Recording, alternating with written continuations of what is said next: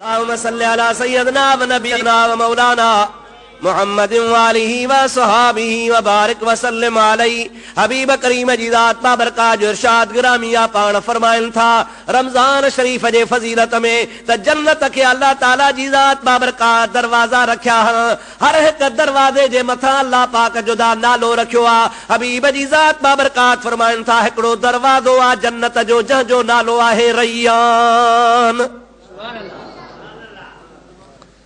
उन जो नालो रैयान आ। हबीबन करीमन जी ज़ात बाबरकात इरशाद फरमाइन था उहो दरवाजो जंहिंजो नालो रैयान आ ओ खास मखसूस आ जेको क़यामत जे ॾियारे रोज़ेदारनि जे लाइ खुलंदो। उन दरवाजे जे मथां अल्लाह जा मलाइक बि सॾ कंदा ओ रोज़ेदारो जेके रोज़े रखण वारा आहियो अव्हां जे लाइ अल्लाह ताला ही दरवाजो मुक़रर कयो आहे हिन दरवाजे मां वञो। हबीबन जी ज़ात का सहाबा किराम पुछनि था या रसूल अल्लाह उन रैयान दरवाजे में ख़ुसूसियत कहिड़ी आ? हबीब जी ज़ात बाबरकात फरमाइनि था पिया ॿियनि माण्हुनि खे जन्नत में वञण खां बाद हिसाब किताब थियण खां बाद सारे मामले खां फारिग थियण खां बाद खुदा ताला जन्नत में दीदार कराईंदो आ। पर रोज़ोदार जंहिंमहिल बि जन्नत जे दरवाजे मां वेंदो आ दाख़िल थियण सां हुनखे खुदा पंहिंजो दीदार कराईंदो आ। ॿियनि जे लाइ इंतज़ार आ जन्नत में वञो उन खां पोइ जॾहिं खुदा ताला फ़ैसिले खां फारिग थिए सॼे जहान खे जन्नती जन्नत ॾे मोकिले दोज़खी दोज़ख ॾे मोकिले सज़ाऊं जज़ाऊं सभु थी मामिलो तय थी वञे हाणे खुदा ताला आख़िर में पंहिंजनि ॿारनि खे दीदार सां मुशर्रफ कंदो। अल्लाह ताला जो क़ुरान थो फरमाए यौम वुजूहु यौमइज़िन नाज़िरतुन इला रब्बिहा नाज़िरा। क़यामत जो ॾिहाड़ो जंहिंमहिल थींदो माण्हू जंहिंमहिल जन्नत में वेंदा अल्लाह ताला जी ज़ात बाबरकात पंहिंजे ॿारनि खे पंहिंजो दीदार कराईंदो। बाननि जूं अखियूं पंहिंजे रब जो बेमिसाल दीदार कंदियूं ऐं दीदार बि कंदियूं ऐं हुननि जा चेहरा गुलाब जे गुल वांगुरु पिया बहकंदा। रब जो जंहिंमहिल दीदार थींदो न पर इहो थींदो देर में बाद में ऐं रैयान दरवाज़े खां रोज़ेदार जंहिंमहिल दाख़िल थींदो दरवाज़े जे दाख़िल थींदे ई हुनखे खुदा ताला जो दीदार नसीब थी वेंदो। अवां अंदाज़ो लॻायो त रोज़े खे खुदा ताला केॾो शरफ़ नसीब फरमायो आहे केॾी हुनजी फज़ीलत आ। मुंहिंजे महबूब करीम जी ज़ात फरमाइनि था पिया त इंसान बुखियो हूंदो आहे इंसान उञारो हूंदो आहे सुबुह खां शाम ताईं अल्लाह जे अमर में खाइण पीअण खां रोकियो पियो हूंदो आहे पंहिंजे नफ़्सानी ख़्वाहिशात जे मथां कंट्रोल कयो वेठो हूंदो आहे। पोइ उन खाइण ऐं पीअण बंदि हुजण जे करे हुन जे वात में बूइ थी पवंदी आहे। बूइ सम्झो था न साईं नथो खाए सॼो ॾींहुं बंदि लॻो पियो आहे पाणी कोन थो वञे अंदरि पेट में खाधो नथो वञे सॼे ॾींहुं बंदि हुजण जे करे हुनजे वात में थोरी बूइ थिए थी। हालांकि हा वात जी बदबू इंसान खे पाण खे बि न वणंदी आहे पर मुंहिंजो मदीने वारो साईं सल्लल्लाहु अलैहि वसल्लम फरमाइनि था रब ताला फरमाईंदो आहे रोज़ेदार जे वात जी ख़ुशबू मां अल्लाह पाक खे मुश्क ऐं अंबर खां बि वधीक प्यारी हूंदी आहे। रोज़ेदार जेको वात में हुनखे बुख उञ जे करे बूइ पैदा थी पवे उहा रब जी ज़ात बाबरकात फरमाए थो मूंखे हुनजे मुश्क ऐं अंबर दुनिया में तव्हां इस्तेमालु कयो उन खां बि मां अल्लाह खे वधीक प्यारी आहे। हिते हिकिड़ी ख़ासि ॻाल्हि रहिजी वई उहा तोखे ॿुधायां दुरूद पढ़ मुंहिंजे मदीने वारे साईं ते अल्लाहुम्मा सल्ली अला सय्यदना नबीना मौलाना मुहम्मदिन व आलिहि व सहाबिहि व बारिक व सल्लिम अलैहि। मुंहिंजा प्यारा भाउ अज़ीज़ ॻाल्हि शान जी आहे ॻाल्हि मान जी आहे ॻाल्हि फज़ीलत जी आहे मौज़ूअ सां ताल्लुक़ नथी रखे पर ॻाल्हि विच ते आई आहे ॿुधाए छॾियां।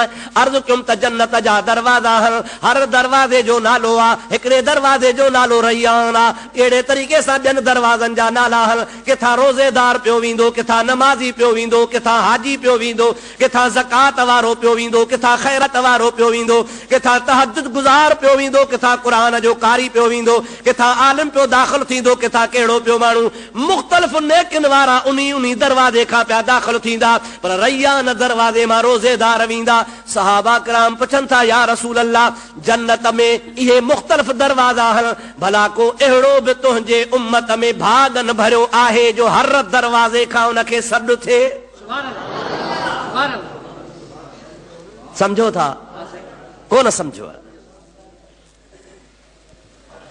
ॻाल्हि सवली आहे त बाबा नमाज़ वारे दर खां नमाज़ी ज़कात वारे दर खां ज़कात वारो, मुजाहिद जिहाद वारे दरवाज़े खां, तहज्जुद गुज़ार तहज्जुद वारे दरवाज़े खां, रातनि जो रोवण जागण वारो उन्ही दरवाज़े खां, रोज़ेदार रोज़े वारे दर खां, क़ुरान जे तिलावत वारो क़ुरान वारे दरवाज़े खां, हर दरवाज़ो हर इबादत लाइ मुक़ररु आहे। त उतां सभु को पंहिंजे पंहिंजे वित आहार पंहिंजे इबादत आहार उतां पियो लंघंदो। असहाबनि पुछियो साईं को अहिड़ो बि हूंदो जो हर दरवाज़े ते हुनखे सॾु थींदो त हे न हुआ? सरकार फरमाइनि था हाओ या रसूल अल्लाह हो केरा? मुस्तफ़ा फरमाए थो मुंहिंजो अबू बकर सिद्दीक़ आहे। अल्लाह अकबर या रसूल अल्लाह हक चार यार।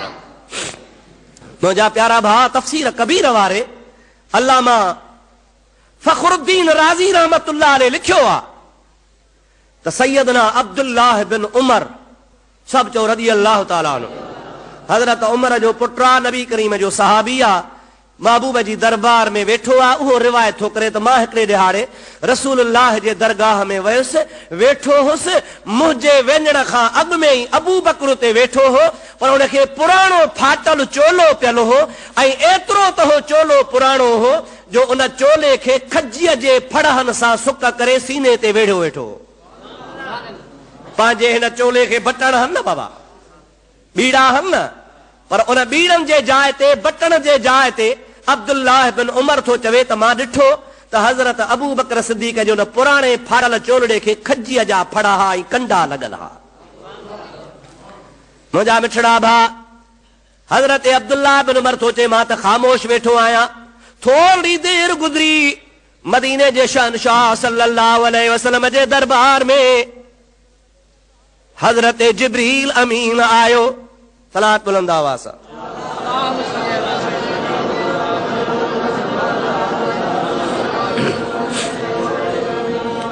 महबूबन करीमन सल्लल्लाहु अलैहि वसल्लम जी दरबार आलिया में हज़रत जिब्रील अमीन हाज़िर थियो। अर्ज़ कई या रसूल अल्लाह सल्लल्लाहु अलैहि वसल्लम ही छा माजरा है? मां ॾिसी रहियो आहियां अबू बकर सिद्दीक़ खे फाटल चोलो पियो आहे ऐं उन चोले खे वरी बटण वारी जाइ ते कंडा लॻा पिया हल, फड़हा लॻा पिया हल। छा सबब आहे? आख़िर एतिरी ग़रीबी जो हिन जो कहिड़ो सबब थियो आहे? अल्लाह जे हबीब हज़रत मुहम्मद करीम सल्लल्लाहु अलैहि वसल्लम इरशाद फरमायो, ऐ प्यारा जिब्रील, अबू बकर उहा ज़ात बाबरकात आहे जो हिन हिजरत खां अॻु में, फतह मके खां अॻु में, इस्लाम आण वारे इब्तिदाई दौर में पंहिंजो समूरो माल अल्लाह जे राह में ख़र्च करे मां मुहम्मद करीम जी माली मदद कई आहे। हाणे हिन मिस्कीन वटि का शइ कान रही आहे, इन ग़रीबी हाल जे करे इहो सादो कपिड़ो पाए आयो आहे ऐं इनखे बटणनि जे जाइ ते फड़हा खजीअ जा ऐं कंडा हणी अची वेठो आहे, छो त ताक़त ग़रीब खे कान्हे का। हज़रत जिब्रील थो चए या रसूल अल्लाह, अव्हां खे ख़बर आहे त मां छो आयो आहियां? पाण करीम फरमाइनि था ॿुधाए छो आयो आहे? चवे थो मूंखे अल्लाह पाक मोकिलियो आहे त वञी मुंहिंजा अबू बकर सिद्दीक़ खे सलाम ॾे। मां अल्लाह जे तरफ़ खां सिद्दीक़ अकबर खे वञी सलाम ॾे। ऐं अल्लाह ताला मूंखे ईअं बि चयो आहे, जिब्रील थो चवे, अल्लाह ताला मूंखे ईअं बि फरमायो आहे त अबू बकर खे सलाम बि ॾे ऐं रसूलुल्लाह खे चओ त अबू बकर खे सलाम पहुचाए ऐं रसूलुल्लाह खे ईअं बि चओ त अबू बकर सिद्दीक़ खां पुछे त तूं इन फ़क़ीरी हालत, इन मिस्कीनी हालत मां अल्लाह खां राज़ी आहियां या नाराज़ आहियां? मां जो तोखे फ़क़ीरी ॾिनी आहे, तोखे मिस्कीनी ॾिनी आहे, हाणे इन मिस्कीनी ग़रीबी फ़क़ीरी हालत ऐं अबू बकर तूं राज़ी आहियां या नाराज़ आहियां? अल्लाह जे हबीब पाक अलैहिस्सलाम जिब्रील जो पैगाम पहुचाए रब जा सलाम हज़रत सिद्दीक़ खे ॾियारा। उन खां पोइ सिद्दीक़ खे इहो पैगाम ॾिनई त रब साईं पुछे थो तूं राज़ी आहे इन फ़क़ीरी हालत या नाराज़ आहे? मुंहिंजा प्यारा दोस्त जमल महबूब जे ज़ात बाबरकात पंहिंजे ग़ुलाम खे अल्लाह जो न्यापो ॾिनो आहे। हदीस पाक में ईंदो आहे अबू बकर सिद्दीक़ जे अखियुनि मां ॻोढ़ा ॻड़ी आया, रोई थो चवे अन रादन अन रब्बी, अन रादन अन रब्बी, अन रादन अन रब्बी। ओ मुंहिंजा मुहम्मद मिठा तूं शाहिद हुजां, मां पंहिंजे रब खां राज़ी आहियां, राज़ी आहियां, राज़ी आहियां। मुंहिंजा भाउ, इहो सॼो दारो मदार अथव नियतुनि ते।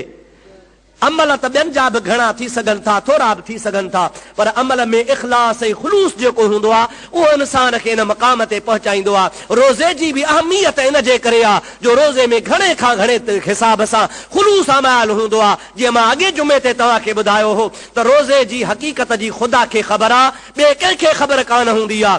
ॿिए कम में रियाव ज़ाहिर थी सघे थो आहे, लेकिन रोज़े में रियाव न हूंदो आहे। अलाह खे ख़बर हूंदी आहे, बीबाने खे ख़बर हूंदी आहे त रोज़ायत आहे या न। इन जे करे ख़ुदा ताला फरमायो हो, अल्लाह जो फरमान मुबारक आहे त रोज़ेदार जी जज़ा मां रब पाण आहियां, यानी ॿियनि खे जन्नतूं मिलंदियूं, इनाम मिलंदा, रोज़ेदार खे ख़ुदा जी ज़ात मिलंदी। छाजे करे त रोज़े में ॿियनि इबादतुनि खां ख़ुलूस वधीक आहे। ऐं अल्लाह ताला फरमायो त लअल्लकुम तत्तकून, तज़किये नफ्स जो बहितरीन इलाज आहे। जीअं चइबो आहे फलाणे मर्ज़ जे लाइ फलाणी दवा तमामु बहितर दवा आहे, अखियुनि जे सूर जे लाइ फलाणो ड्रब सुठो आहे, मथे जे सूर जे लाइ फलाणी दवा भली आहे, बुखार जे लाइ फलाणी दवा कामयाब आहे। त अल्लाह ताला क़ुरान मजीद में फरमायो आहे इंसान जे गुनाहनि खे ख़तम करण जे लाइ, इंसान जे ख़्वाहिशुनि खे ख़तम करण जे लाइ, इंसान जे क़ल्ब जे पाकाईअ जे लाइ बहितर खां बहितर इलाज रोज़ो आहे। इन रोज़े सां इंसान जूं नफ़्सानी ख्वाहिशूं ख़तम थींदियूं आहिनि, नफ़्सानी इरादा तर्क करे अल्लाह जी रज़ा हासिल कंदो आहे। अवां कोन था ॾिसो, अवां जे घर में अन्न बि आहे, अवां जे घर में गोश्त बि पको पियो आहे, अवां जे घर में खीर बि आहे, अवां जे घर में हर बहितर खां बहितर खाधो पियो आहे, बुख बि अथव, ज़रूरत बि आहे, ॾिसेव बि को नथो, अकेला कमरे में वेठा हो, सॼी फ्रिज अवां जे घर वारी फ्रूट सां भरी पई आहे, थधे पाणी सां भरी पई आहे, पर अवां जो ज़मीर चवंदो आहे न खाइणो नाहे, छो त अल्लाह जो मनो अमर थियल आहे। रब मनो फरमाई आहे एसी ताईं न खाईंदुसि जेसी ताईं सांझीअ जे टाइम ते मुअज़्ज़िन अल्लाहु अकबर जो आवाज़ नथो करे पियो। कहिड़ी शइ आहे जंहिं तोखे रोकियो आहे? केरु तुंहिंजे मथां नंढो खयो बीठो आहे? को बि कोन्हे। हिकिड़े पासे तुंहिंजो ज़मीर आहे ऐं ॿिए पासे अल्लाह जे ज़ात बाबरकात जो पाक अमर आहे। उन अमर जे तहत तूं पंहिंजे मथां पाक शयूं, सुठा सुठा ताम, लज़ीज़ खाधा पंहिंजे मथां एसी ताईं हराम करे छॾिया आहिनि जेसी ताईं कि सिज नथो लहे। अल्लाह पाक जो अमर आहे अतिम्मुस्सियाम इलल लैल, रोज़े खे राति ताईं तव्हांखे पूरो करणो आहे। होॾो राति थिए, सिज लहे, बांग अचे, अवां रोज़ो खोलियो।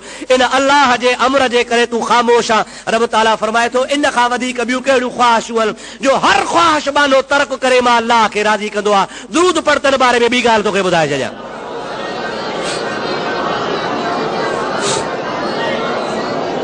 अल्लाहुम्मा सल्लि अला सय्यदना व नबियना व मौलाना मुहम्मद व आलिहि व सहाबिहि व बारिक व सल्लिम अलैहि।